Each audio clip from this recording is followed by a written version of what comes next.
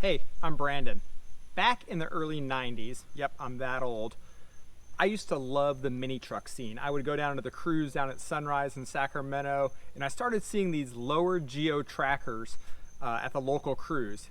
And they were so cool looking. Even Chevrolet got in on the game and they started building these customized trackers to help inspire people to build custom trackers, like this cool surfer tracker that I loved. Oh, how I wanted a tracker. So fast forward 30 plus years and I finally pulled the trigger on a 1994 Geo tracker. It's a two-wheel drive, automatic transmission, and it is deadly slow. But it's painted the perfect 90s color teal. So here we go.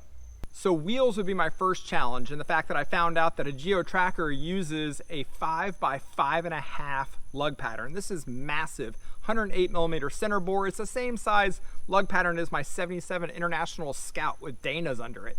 So crazy to find wheels for it. So I started looking around and I found these great looking Dodge Ram wheels on Facebook Marketplace. So I picked those up and I took them over to my buddy Conte at Crew Life Powder Coating in Atlanta, and he powder coated them an awesome gloss white that I thought would really pop against this teal paint. And they turned out amazing. After a quick test fit, I realized I was going to need some wheel spacers for the tracker because the wheels just didn't stick out far enough into the fender wells. So I bought some wheel spacers for it, 1-inch wheel spacers, and now I'm ready to bolt on all the parts I've bought with the wheel spacers and the wheels. So watch now as I spent an evening lowering the suspension on this tracker and getting it ready for these new wheels and tires. I got started on the project by getting the tracker up on some jack stands so it was ready to work. Then I accumulated all the parts that I had purchased from places like Rock Auto, Amazon, eBay. That included shocks, struts, H&R springs, brake rotors, pads, wheel spacers, everything I needed. Here's a front look at before I got started after I got the wheel off. The brake rotors were thrashed. As you can see, the difference between the new power stop brake rotors and the old stock rotors that were grooved really badly. To take the suspension apart, it was pretty easy. Remove the 12 millimeter bolt for the lower sway bar, remove the 17 millimeter nuts holding the strut to the spindle, and just make sure you put a jack under the lower arm so that when you break it apart, it doesn't just fly down as you remove the nuts. Once you remove that jack, the spring is pretty much ready to come out, as I'll show you here.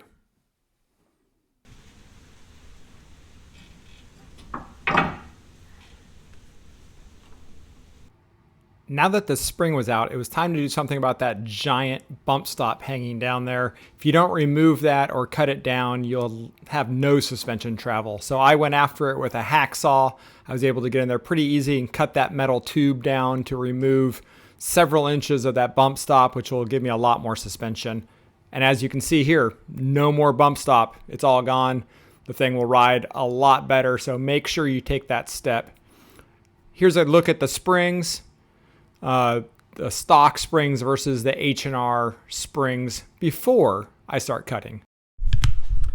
All right, so it's time to make a decision on cutting down these H&R springs. I know they're going to be too long because it's only a 1.4 drop, and I probably need at least a 3-inch drop, if not a 4-inch drop based on my measurements. So I'm going to cut off 2 coils on these springs, put them in and see what that gives me. I may need to chop more later, but we're going to start with 2 coils and see what we get. Wish me luck. Let's make some sparks.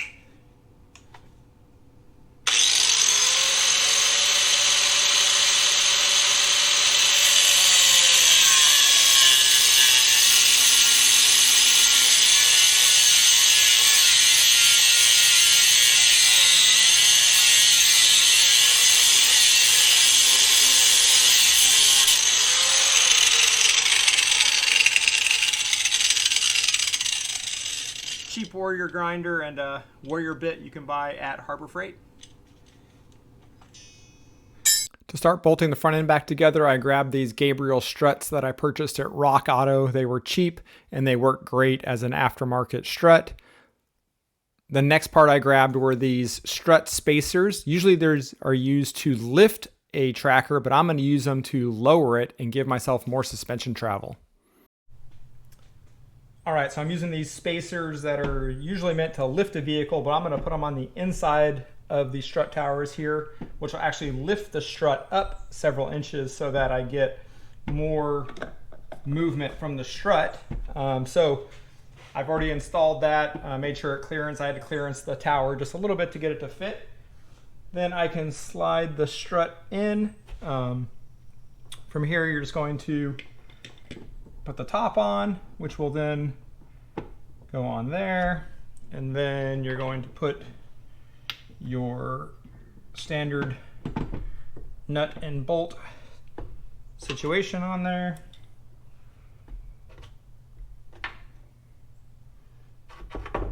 And tighten it down. And once that thing's tightened down, you'll use the bolts included with the kit to run through here.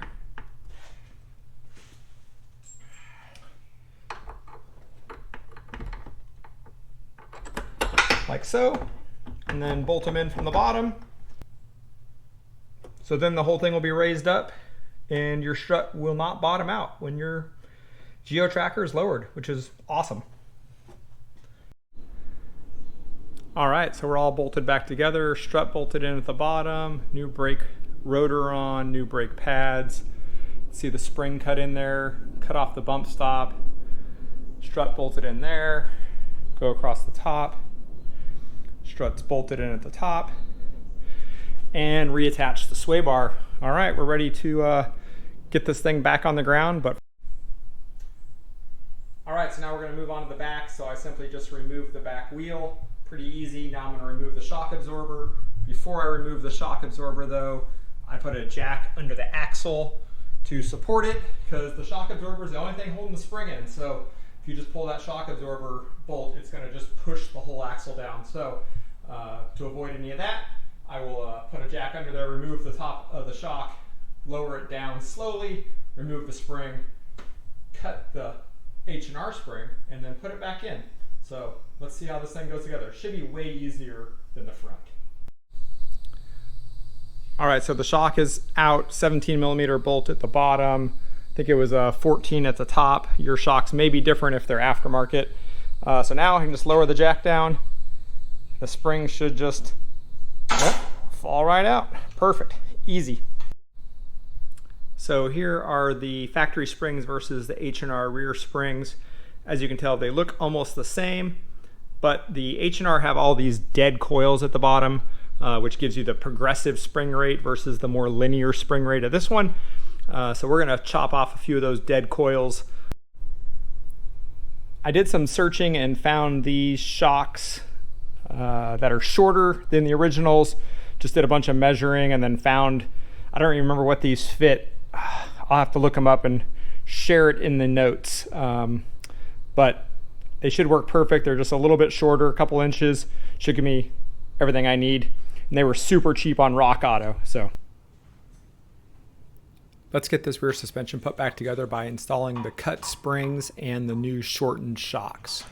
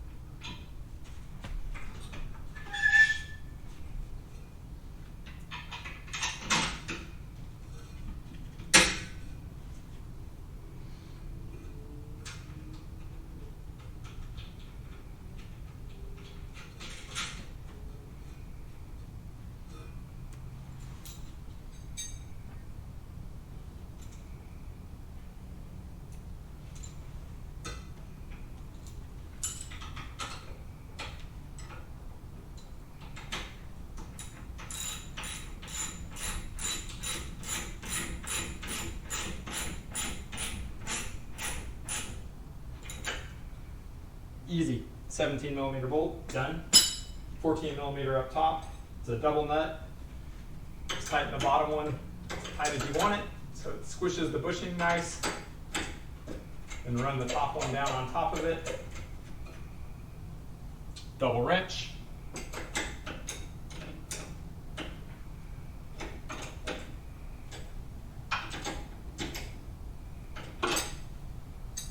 Done. Super easy in the back. Let's throw this wheel spacer on. Bought these on Amazon. They're 25 millimeters or 1 inch thick, so they're perfect for these Dodge wheels. I did have to buy a bunch of different lug nuts though, because the lug nuts that came with them did not fit the studs of the Geo Tracker.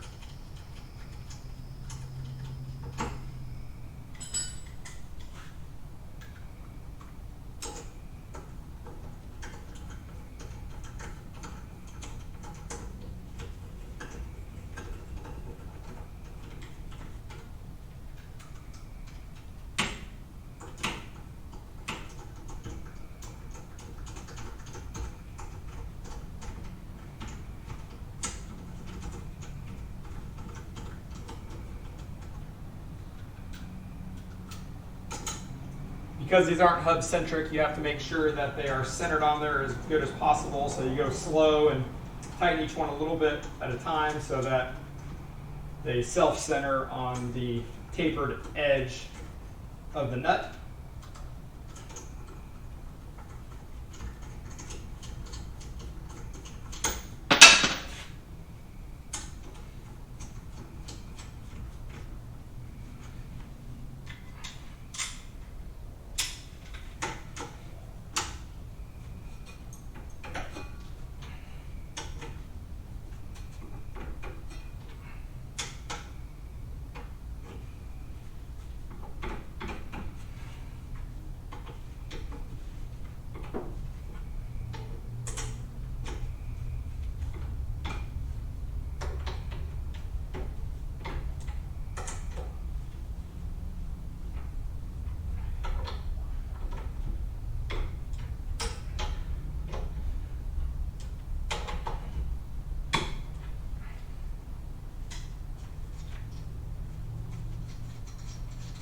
These are the nuts that came with them that don't work.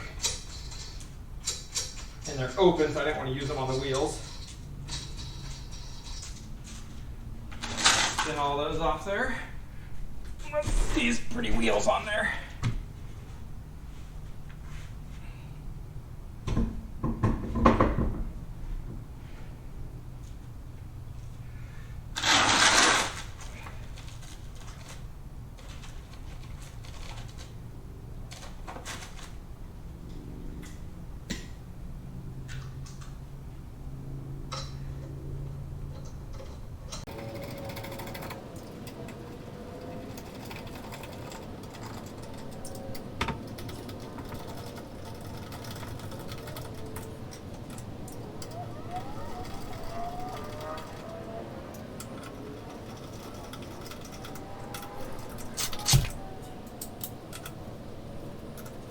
After lowering the tracker down, after installing the springs, I realized it wasn't nearly low enough. So I pulled all the springs back out and cut another coil on all of them. So I ended up cutting 3 coils in the front and 4.5 in the rear to get it to where it sits now. And here's the finished product. I was very happy with how it's turned out. I was tempted to go much lower, but I decided I didn't want to give up all the drivability for this daily driver. I've owned some cool cars over the years, and I'm used to questions and comments from people, but I can't believe the comments, smiles, and thumbs up this little tracker gets now. I laugh because this might be the cheapest car I've loaned in a long time, but it sure makes people smile. You know what? Life is short. Get that cheap little car you wanted back in high school and see if it's all you ever thought it would be. I'm already eyeing engine swaps for the tracker, so who knows what the future holds.